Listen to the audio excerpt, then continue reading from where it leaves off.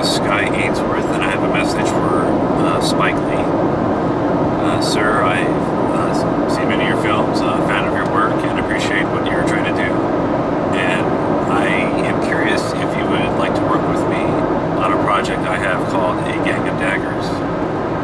The premise is a group of high school students who are at the bottom of the social ladder, discover a magical portal to another world, and on this other world they realize that they can be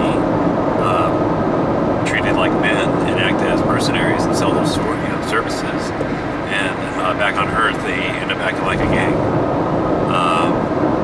And I was fascinated by this idea of presenting a group of high school students engaging in activities and violent activities, and juxtaposing that with a sort of primitive world reality of where violence is necessary for operation and how you conduct business, so to speak. And when I was initially writing the first draft of the story, I just reinforced with that idea of like, oh, this is the gang. They're going to behave like a gang, have a hierarchy, have a respect of each other, and feel that they have a place in their community on both worlds. So this is something I thought was fascinating. I also am fascinated with the concept of how you use fantasy and science fiction to help in telling the realities of what's going on in society. And in the case of science fiction, it's like, well, what is this sort of inequality or problem with society?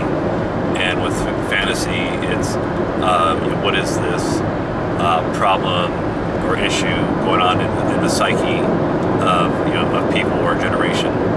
And so that's one of the things I felt like I was roundabout addressing, but I thought it was an interesting way that it just worked to have a sort of people, or a society where people are in oblivion, either denial or really, just not choosing to not be focused and paying attention on what is going on around them or with people around them.